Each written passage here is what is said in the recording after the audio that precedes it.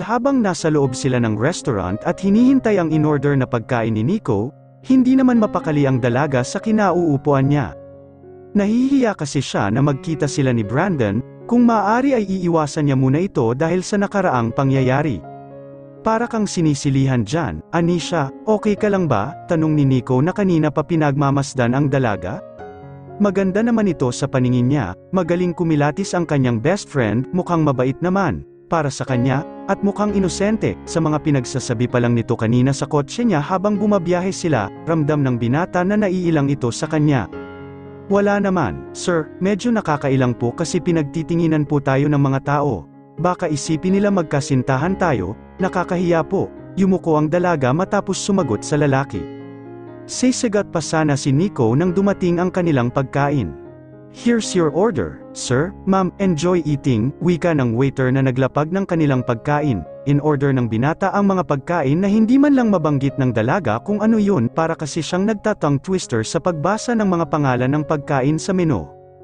2 beses na inihurnong patatas ng almusal, mga bangkang inihurnong itlog, cheesy, patumpik na mga tasa ng almusal, hash brown crust bacon at cheddar quiche plus fresh squeezed orange juice para sa dalaga at coffee naman para sa binata. Let's eat, habang mainit pa, pag-aaya ng lalaki sa kanya. Parang ang sasarap po nito, sir, libre po ba talaga ang mga ito? Grabe ngayon lang ako makakain ng ganitong almusal.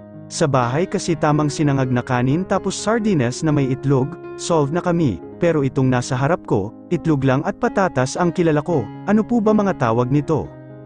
Kapag pagkain, interesado ang dalaga dahil ito ang hilig niya maliban sa chismis, nakakalimutan niya ang lahat kapag masarap na pagkain ang nasa harap niya. Sinabi ng binata ang mga pangalan ng pagkain na nasa hapag ngunit kahit isa ay wala siyang naitandaan, ang alam lang ng dalaga, nilalantakan na niya lahat ng pagkain, tinitikman niya ng tig-iisang subo. Tell me, ano ang relasyon ninyo ng best friend ko? Out of nowhere na tanong ni Nico. At dahil abala ang dalaga sa masarap na pagkain sumagot siya nang wala sa sarili. Boyfriend ko po siya, sir, mga 1 day pa lang, kasi kahapon lang ginawang official, Mahal mo ba kaibigan ko? Sarap, higop niya muna ang malas-adong itlog bago sumagot sa kausap, hindi siya marunong mahiya. Oras ng pagkain, medyo kaso hindi pwedeng maging buo, kasi fake lang naman kami. Kailangan lang daw niya ng magpapanggap para lubayan na siya ng mga babae. Kung sino-sino na lang ang kinakama, alam mo ba noong isang araw, sinugod nga ako ni Daffy Duck sa trabaho. Naku buti na lang at wala masyadong tao sa area ko.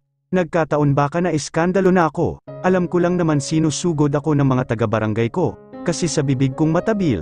Pero ang sugurin ako dahil lang sa lalaki, naku talaga, hindi ko palalampasin, ilalampaso ko ang mukhang chihuahua na yun, may gigil na tura ng dalaga, sa tuwing naaalala niya ang araw na yun, hindi niya mapigilan ang mainis. Hindi naman nakasagot ulit si Nico at nakatingin ito sa likuran ng dalaga, abala pa rin ito sa pagkain, ngunit nang susubo muli ito, pinigilan iyon ng lalaki na nakatayo sa likod ni Anisha. Nagngangalit ang panga nito, lumingon ang dalaga at ganoon na lamang ang gulat niya nang mapagsino ang estranghero na pumihil sa kanyang pagkain. Bugs Bunny, nandito ka, kumusta? Nauutal na tanong ng dalaga, tumayo siya para batiin ito pero medyo malayo. Why are you here, Anisha? At bakit kasama mo of Nico? May inis na tanong nito. Umatras ng kaunti muli ang dalaga dahil sa lamig ng boses ni Brandon sa kanya, hindi niya alam dahil parang nasaktan siya sa tanong nito, pakiramdam niya ay inaakusahan siya ni Brandon. Boss ko po siya, sir pasensya na po at nag-aya siyang kumain at samahan ko raw siya, huwag kayong mag-alala, paalis na rin naman po ako, may pasok pa kasi ako, sige, maiwan ko na kayo, Sir Brandon at Sir Nico, alis na po ako. Mabilis na kinuha ng dalaga ang bag niya at akmang aalis na ngunit pinigilan siya ni Brandon. Nakayuko lamang ang dalaga at nakatingin sa braso niya na hawak ng binata, pinipigilan ang umiyak dahil nasaktan siya sa malamig na boses nito, hindi niya alam kung bakit siya naging emosyonal sa mga oras na iyon. Kanina lamang kabado siya, ngayon naman emosyonal siya, hindi niya maintindihan kung bakit naging ganoon ang reactions niya mula kay Brandon. You'll come with me woman, bro, pwede bang excuse muna si Anisha sa trabaho? May kailangan kasi kaming pag-usapan, hinila na ni Brandon ang dalaga, at hindi na hinintay pang sumagot ang kaibigan. Napailing na lamang si Nico, he can't speak whenever he saw Brandon looks grumpy, magkakasagutan lamang sila, knowing his best friends for a decade, familiar na siya sa ugali nito. Mabilis na pinasakay ng binata sa front seat si Anisha, habang umiigting ang panga na kaunti na lamang ay gusto na nitong manapak. Hindi niya maintindihan ang nararamdaman dahil lamang sa nakitang may ibang kasama ang dalaga, gusto niya siya lamang ang kasama nito palagi at siya lamang ang tatawa at ngingiti sa matabil nitong dila. Mabilis siyang sumakay sa driver seat at pinaharurot na ang sasakyan patungo sa kung saan gusto niyang masolo ang dalaga. Bakit tahimik ka, Tweety, ayaw mo ba akong kasama? Tayo ang magkasintahan dito. Dapat ako ang kasama mo palagi at hindi ang kung sino. Tayo dapat ang sabay mag-breakfast at hindi ang kaibigan ko, naiintindihan mo ba? Tahimik lang si Anisha habang pinakikinggan ang hinaing ng kanyang kasama. Ayaw muna sagutin ng dalaga dahil baka pumiyok siya, kanina paramdam niyang naiiyak siya. Nagulat ang dalaga nang hawakan ni Brandon ang kamay niya. Pinagsiklop nito ang mga daliri nila habang nagdadrive ang binata. Tahimik ang loob ng sasakyan at tanging aircon lamang ang maingay dahil sa hangin na binubuga nito. Ilang sandali pa ay napagdesisyonan ni Brandon na sa kondo niya na lamang dalhin ang dalaga. Hindi niya pa rin binibitawan ang kamay nito kahit nahirap siya mag-drive ng isang kamay lamang ang gamit. Makalipas ang ilang minuto narating nila ang condo building ni Brandon na parang hindi magkakilala pero hawak kamay, first time maging tahimik ni Anisha sa tanang buhay niya, hindi naman kasi siya ganoon talaga, pero nang makilala ang binata, nararamdaman ng kanyang sarili na may kaunting pagbabago sa kanya. Mabilis na nagpark ang binata ng kotse at bumaba ito na animoy si The Flash, nakaikot agad sa kabilang pinto ng sasakyan kung saan pinto para sa dalaga, pinagbuksan niya ito ng pinto at inaaya na bumaba. Tahimik na sumunod ang dalaga, hawak na mahigpit ni Brandon ang kanyang kamay at sabay nilang pumasok sa building patungo sa elevator. Hindi tuloy alam ng binata kung ano ang sasabihin dahil kanina patahimik ito, mukhang hindi ata naging maganda ang approach niya kanina rito kaya siguro ayaw siyang kibuin. Pinindot niya agad ang up button ng elevator para magbukas ang pinto nito. Iginiya niya ang dalaga sa loob at pinindot ang floor kung saan ang kanyang unit. Hindi na siya nakapagpigil pa, binasag niya na ang katahimikan nilang dalawa. Tweety, may nagawa ba akong masama? Bakit kanina ka pa hindi kumikibo? Galit ka ba sa akin? Hampasin mo ako. Kung galit ka, hindi ba iyon naman lagi mong ginagawa? Hindi ako sanay na tahimik ka, Tweety, kumibo ka naman. Mapapanisan ako ng laway. Kinalabit niya sa tagiliran ang dalaga, naiirita siya dahil kanina lang masaya sila magkausap ni Nico, ngayon sa kanya parang ayaw siyang kasama. Napakislat ito sa ginawa niya, kukulitin niya pa sana ito pero biglang bumukas ang pinto ng elevator. Sabay silang lumabas doon at dumiretso sa unit niya. Bakit mo ako dinala rito? May trabaho pa ako, pero pinag-absent mo ako, ano na lang ang sasahurin ko? Kahapon awol na ako. Ngayon naman absent, baka bukas wala na akong trabaho. Brandon, ako lamang ang inaasahan ng kapatid ko, kung may kailangan ka, sabihin mo na agad. Para kahit late makapasok pa ako sa trabaho, nakakahiya sa boss ko kanina, hindi napigilan magtanong ng dalaga sa lalaking kasama. Hindi man siya umiimik pero naroon ang pagtataka na kung bakit siya dinala nito sa kondo. Gusto lang kitang kasama ngayon, at saka huwag kang mag-alala, hindi ka sisesantihin ni Nico. Alam niya naman na magkasama tayo, kung tanggalin ka sa trabaho, sa akin ka na lang lumipat, I will double the benefits that my friend gave you. Nanlaki ang mata ni Anisha dahil sa narinig, nako, hulog ito ng langit sa kanya, aba, sayang iyon, doble ang benefits. Doble rin ba ang sahod? Imbes na magdedrama pa siya sa binata, isinantabi niya na muna dahil sa sinabi nito, sayang iyon. Depende sa performance mo, basta maayos ang trabaho mo mas malaki ang sweldo mo sa akin. Anong trabaho? Kunot noo na tanong ng dalaga. Girlfriend, hindi ka na mapapagod, just be my girlfriend, para hindi na ako nahihirapang hanapin ka kung saan, susunduin sana kita kanina, kaso hindi ko pa rin alam kung nasaan nga ba ang bahay mo, nasa gitna na tayo ng chapters pero hindi mo pa sinasabi sa akin kung saan kita susunduin. Hindi ba, okay na yung deal natin? Fake girlfriend na nga ako, tawag ka lang sa phone kung kailan ang service ko sa'yo, hindi naman pang matagalan ang offer mo. Kailangan ko yung pwede akong maging regular sa trabaho. Grabe ka lang talaga, Bugs Bunny, hindi ka marunong mag-isip, kainis. Niyakap siya ni Brandon nang akma siyang lalayo rito. Huwag ka na magalit, Tweety, sige, I will hire you as my assistant. Not just a fake girlfriend, basta lagi lang kitang nakikita, bulong niya sa dalaga. Magkadikit na naman ang kanilang katawan at ramdam ng binata, ang bilis niyang nakaramdam ng init mula sa dalaga. Pilit inaalis ng dalaga ang mga braso niya na nakapulupot sa katawan nito pero hindi niya hinayaan na maalis nito yon. Pinaikot ni Brandon si Anisha at walang babala na hinalikan niya ito. Hindi niya na mapigilan ang sarili dahil kahit magdamag lamang silang hindi nagkita pakiramdam niya 1 taon na silang naghiwalay. Idinikit ng binata si Anisha sa likod ng pinto at doon ipinagpatuloy na lasapin ang bibig nito. Simula nang natikman niya ang malambot na labi ng dalaga, hindi na ito nawala sa isip niya. Good thing tumawag ang kaibigan niya kanina when he was about to go to his office. Sinabi nito na kasama nga si Anisha. Mabilis niyang tinungo ang restaurant na sinabi nito after Nico told him where they are. At first he was mad, hindi niya maintindihan kung bakit and he felt sudden jealous earlier when he saw his friend smiling widely while Anisha talking to him. He wanted to punch his friend at that time. At hindi niya napalalampasin pa ang pagkakataong ito, solo niya muli ang dalaga. Brandon, mali ito, wala naman ito sa usapan natin hindi ba? Pero hindi siya pinakinggan ng binata na abala sa paglalakbay ang kamay nito sa kanyang buong katawan. Nabigla man si Anisha pero hindi na rin siya umalma, kakaiba na rin ang pakiramdam niya sa mga haplos ng binata sa kanya. Siguro dahil mahal ko na siya, ani sa isip niya habang dinadama ang bawat haplos ng binata sa kanyang katawan. Dahan-daang itinaas ni Brandon ang kanyang damit at hinubad nito yun, nagpaubaya na lamang siya sa ginagawa ng binata. Tumambad kay Brandon ang malulusog niyang dibdib habang may suot pa itong bra. Beautiful, Tweety, wika ng binata habang tinatanggal ang hook ng kanyang bra. Tatakpan niya sana ng dalawa niyang braso ang dibdib pero maagap ang binata na hawiin yon. Don't cover it, baby, this is all for me, you are all for me. Saad nito habang nakatitig sa kanyang mga mata si Brandon. Daig pa ang nahipnotismo ang dalaga at tumango na lamang siya. Hinalikan siya muli ng binata, mula sa lobby patungo sa kanyang pisngi pababa sa kanyang leeg hanggang sa umabot iyon sa dibdib niya. Ang isang kamay nito ay nasa kabilang dibdib niya at ang bibig nito ay pinagsasawa sa kanang dibdib ng dalaga.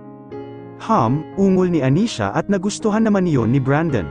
Parang isang alarm sa kanya na pagigihin pa niya ang performance para sa dalaga. Idiniin ni Brandon ang ulo niya sa dibdib nito, mas ginanahan naman ang binata sa naging reaksyon ng dalaga.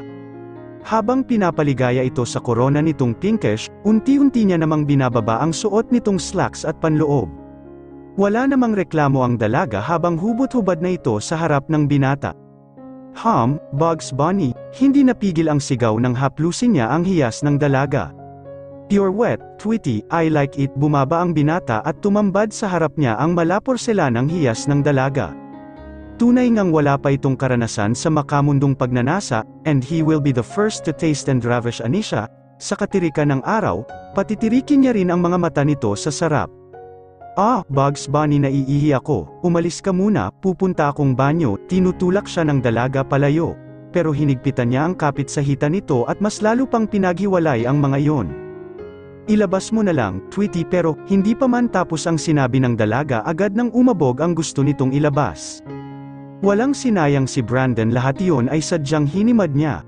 Daig niya pa ang humihigop ng tunaw na ice cream at nagpapakaligaya sa harap ng dalaga. He smiles widely habang hinihimod ang katas nito. Binuhat ni Brandon si Anisha patungo sa kanyang silid at dahan-dahan niya itong ibinaba sa kama. Nanghihina at nanginginig pa ang katawan ng dalaga dahil sa intensity ang kanyang naramdaman. Pure taste vanilla, Tweety, bulong ni Brandon sa kanya. Tila nasa alapaap pa rin ang dalaga sa mga oras na yon. Mabilis na nag-alis ng kasuotan ang binata at kinubabawan ang babae. Hindi lubos na silayan ni Anisha ang putok abs ng binata dahil lutang pa rin siya sa mga oras na yon. Pasensya na po, Tweety, medyo masakit ito, pero saglit lang naman, let's unite today, I can't stop dreaming of you last night, baby. Tumango lamang si Anisha dahil wala pa siyang lakas ng husto sa unang pagkakataon na makaramdam ng ganoon. Maingat na pinaghiwalay ni Brandon ang dalawang hita ng dalaga at pumosisyon sa gitna nito.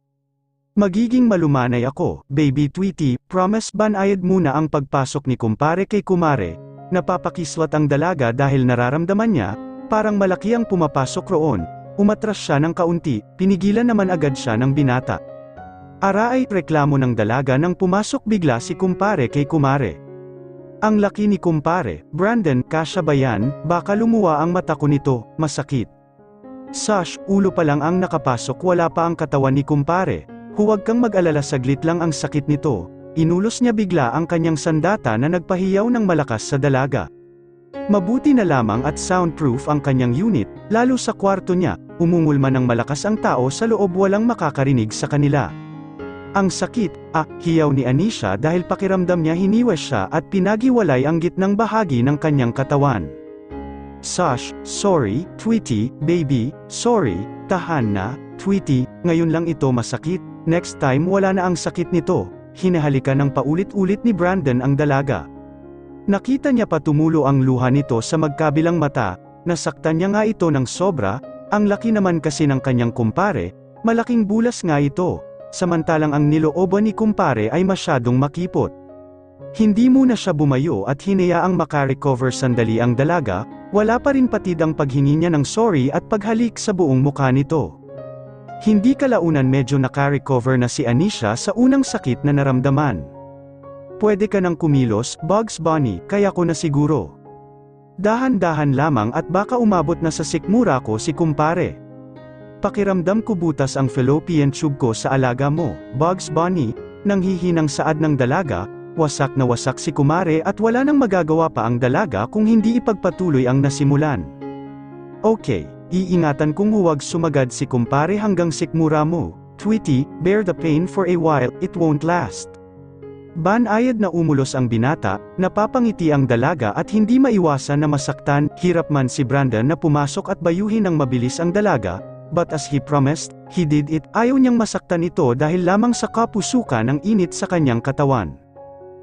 Ibaon mo pa, Bugs Bunny, parang nakakabitin kung sabungad ka lamang, wala sa sariling osel ng dalaga habang dinadama ang bawat maingat na pag-ulos ng binata sa kanyang kumare. Ang sikip mo, Tweety, ang init sa loob, ang sarap tumambay kay kumare, Tweety, Mahigpit na niyakap ni Anisha ang binata at halos ayaw niya itong lumayo ng bahagya. Gusto lamang niya ay magkalapit ang kanilang katawan at pag-igihin ang labas-masok ng lalaki, nakahawak na siya sa may ibabang parte ni Brandon at sinusubukan na siya ang mag-push roon.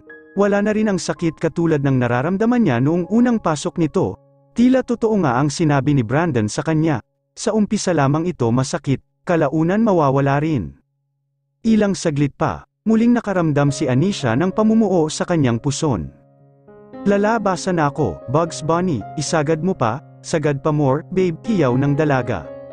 Hindi binigo ni Brandon ang hiling nito, mas tinodo niya pa ang performance sa pagsagad ni kumpare at ramdam niya na rin ang pag-abot sa tuktok ng kaligayahan. Napangiti pa siya dahil nakikita niyang naliligayahan ang dalaga sa kanyang ginagawa. Hawak niya rin ang dalawa nitong dibdib na kay sarap sa kanyang pakiramdam dahil ang lambot at original. Hindi gawang silikon. Pinagsasawa ng binata ang kanyang mga lobby sa paglasap ng korona nito, maging ang lobby ng dalaga na mamula-mula lamang kanina, ngayon ay mukhang mas mapula pa. Napakalambot ng katawan nito kahit slim. Kita niya ang kurbadang katawan ng dalaga na hindi masyadong makikita sa tuwing naka-uniform ito. Kinakabisado niya ang bawat parte ng katawan ng dalaga, wala siyang kinaligtaan sa buong katawan nito, may ilang parte na nilagyan niya pa ng marka, kanya lamang ang dalaga. Siya lang ang tanging pwedeng umangkin rito ng paulit-ulit. Ninanamnam ng binata ang bawat ulos niya at sagad sa kaloob-looban ng dalaga. Impit na ungol ng dalaga, walang humpay ang pag-ungol ni Anisha, ang pawis nilang dalawa ay magkahalo na, hindi nila pansin ang nanlalagkit na mga katawan, abala lamang sila hanggang sa maabot ang rurok ng tagumpay. Isang ulos pa ng sobra at sabay silang sumabog, mabilis na hinugot ni Brandon ang kanyang kumpare sa kumare ng dalaga, kailangan niyang mag-ingat dahil baka mabuntis ito nang wala sa oras. Lambot na lambot ang pakiramdam ng dalaga hanggang sa gapuin na siya ng antok. Ang sarap mo, Tweety, salamat, wika ni Brandon sa dalaga at hindi halos maintindihan ang sinasabi nito.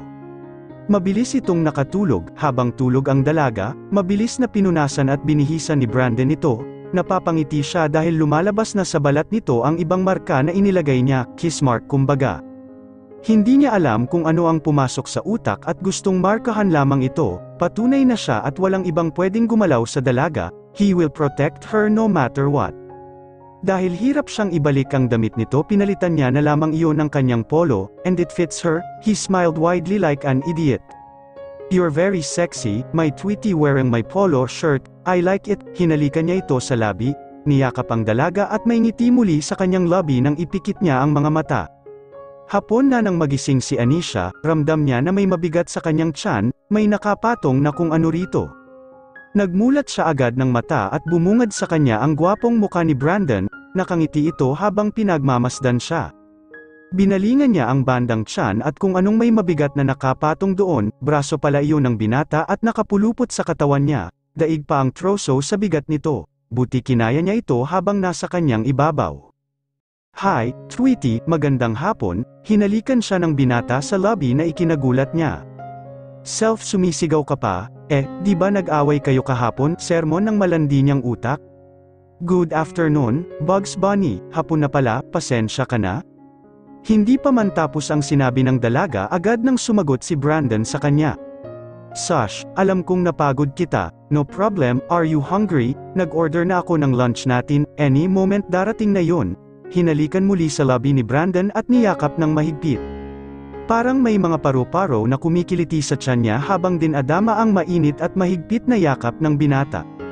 Hindi na nga mapigilan ng dalaga na mahulog ng husto rito, hindi niya rin maintindihan kung bakit isinuko sa binata ang sarili, wala naman silang label, peke lang naman siyang kasintahan nito. Paano kung mabuntis ako, Bugs Bunny? Wala sa sarili niyang tanong habang magkadikit ang kanilang katawan, ngayon lamang din niya napansin na iba na ang kanyang kasuotan. Binihisan mo pala ako, kanino itong damit? Muli niyang tanong sa binata. Pero naudlot ang pagsagot nito nang biglang magring ang doorbell, hudyat na may tao sa labas ng unit. Baka ang food delivery na iyan. Tweety, dito ka muna at kukunin ko lang ang pagkain natin. Hinalikan siya muli ng binata at mabilis na lumabas ng silid. Ilang segundo munang natulala ang dalaga bago makabalik sa kasalukuyan. Bakit kaya ang lambing ni Bugs Bunny ngayon? Hindi kaya dahil nakuha niya na ang kailangan sa akin? Ito na ba ang hudyat para tapusin na ang kasunduan namin? Mga tanong sa isip niya habang abala ang binata sa may pintuan para kunin ang mga in-order nitong pagkain. Wala rin siyang sagot na nakuha mula rito nang magtanong siya ukol sa pagbubuntis.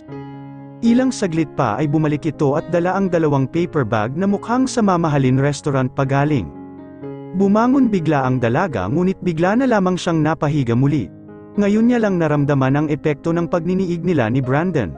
Ara ay reklamo niya dahil maging ang mga hita ay parang binugbog ng 10 tambay sa kanto, ramdam niya rin ang kanyang hiyas na mahapdi. Tweety, nilapag ng mabilis ni Brandon ang mga bitbit na paper bag at dinaluhan agad si Anisha. May masakit ba sayo? Anong nararamdaman mo, Tweety? Okay ka lang ba? Nag-aalalang tanong niya sa dalaga. Halos buhatin siya ni Brandon at kandungin para lamang maibsan ang nararamdaman niya. Okay lang ako, Bugs Bunny, masakit lang ang gitna ko pati mga binti ko. Hindi ko alam ganito pala ang epekto ng romansahin sa sagad. Masakit pala, halos maiyak na sagot ng dalaga. Naramdaman naman yun ni Brandon at agad siyang niyakap. I'm sorry, Tweety, I'm sorry, tanging nasabi na lamang ng binata. Di kalaunan nakaramdam ng panlalamig ang dalaga at para siyang lalagnatin. Brandon, may paracetamol ka ba? Masama kasi ang pakiramdam ko, para akong lalagnatin. Ang lamig, Bugs Bunny.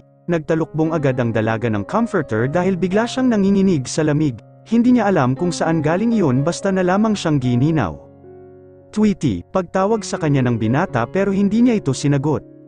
Naramdaman niya na parang may palad na dumampi sa kanyang noo. Dinig ng dalaga ang pagmumura ng binata. May lagnat ka, Tweety, sandali lang, baby, tatawag ako ng doktor, natatarantang sambit ni Brandon. Ngunit wala nga pala siyang idea kung sinong doktor ang tatawagan. Sa huli, wala siyang choice kung hindi tawagan ang kanyang ina, ito lamang ang alam niyang makakatulong sa dalaga, dati kasi alam niya lang pagkatapos makuha ang pakay sa babae at iwan ito sa silid na mag-isa. First time nangyari sa buhay niya na matapos romansahin ang babae ay lalagnatin agad. Dahil ngayon ka lang naman tumikim ng virgin, ulo, sermon ng matino niyang utak. Kapag ako kanyang alam mula nang makilala ang ex niya, at ngayon ay naninibago siya sa nangyayari kay Anisha. Nag-dial siya agad sa phone at tinawagan ang ina, ring lamang iyong nang ring. "Come on, Mom, answer my call." Natatakot siya na baka kung ano ang mangyari sa dalaga, dahil nakikita niya itong nanginginig sa ilalim ng kanyang comforter. Natapos ang tawag niya pero wala pa ring sumasagot sa linya ng ina. He then called again, and for the first time in forever, may sumagot sa tawag niya. "Hello, anak, bakit ka napatawag? Anong nangyayari? At bakit hindi ka umuwi rito sa bahay?" "Ha?" Sermon na sagot ng ginang sa kanya. "Mom, later mo na po ako sermonan. I need you right now, please come here to my condo. I don't know what to do, and call your doctor as well. Mom, to the power of one please, hurry." Pagmamadali niya sa ina. Nagtaka naman ang ginang sa sinabi ng anak, at nakaramdam din ito ng pag-aalala. Okay, pero anong nangyari? Why do you need a doctor? Are you sick?" "No, I'm not sick, it's just come here, Mom, I really need you and the doctor." Wala siyang masagot sa ina, nahihiya siya na malaman nito ang dahilan kung bakit niya kailangan ng doktor, at kung sino ang gagamutin, mamaya niya na lamang sasabihin dito ang dahilan.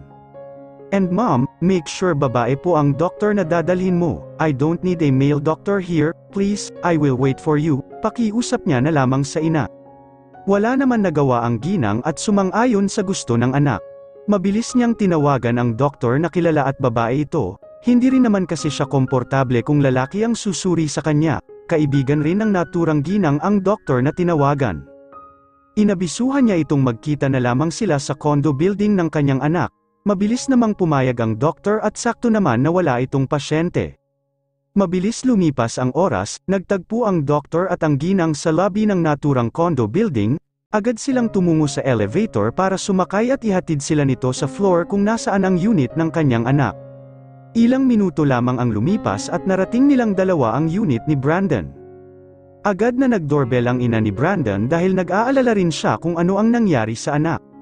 "Mare, ano bang nangyari sa unit ko iho mo at kailangan pa natin puntahan rito? Sino ba ang may sakit?"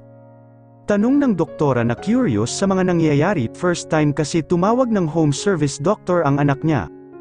"Hindi ko nga rin alam, Mare, hintayin na lamang natin na pagbuksan tayo ng pinto. Alam kong may inililihim ang anak ko sa akin." Sigo, naputo lang sasabihin ng doktora nang biglang magbukas ang pinto. Bumungad sa kanila ang nag-aalalang mukha ng binata at may hawak itong face towel sa kamay at basin na may lamang tubig. "Anong nangyari, anak? Bakit ka nakatingin? Is there something wrong?" "Thanks God, Mom, you're here. Come in. Hurry Mom and Doc, please let's go and follow me to my room." Tinalikuran ni Brandon ang dalawang ginang na nagtataka sa ayos niya. Sumunod sila rito tungo sa silid na pinasukan ng binata at tumambay sa kanila ang isang babae na ulo lamang ang nakalabas mula sa comforter. Nanlalaki ang mga mata ng ina ni Brandon at napatikip pa ito ng bibig sa gulat. "Oh my," sambit niya, nilapitan niya ng mabilis ang anak at hinampas ito sa braso. "Ouch," reklamo ng binata, "anong ginawa mo sa kanya? Isa ba siya sa mga kabit mo? Na-divergenize mo siya, di ba?" Hindi nagsalita si Brandon pero tumango ito, isang malakas na hampas pa sa braso ang tinamo niya mula sa ina. "Nakakaawa ka, anak, bakit mo ginawa ito sa kanya, ha?" "Mom, please tumigil ka na sa pagsigaw, hintayin muna natin ang findings ni Doc, kung ano ang nangyari kay Tweety, sobrang nag-aalala ako sa kanya." Nilanat siya, isang oras na ang nakararaan at hindi pa rin nakukuha ang kanyang temperatura. "Doc, maaari mong suriin ang aking girlfriend, please? Gawin mo ang lahat para lang hindi siya manginig." Agad namang sinuri ng doktora ang dalaga.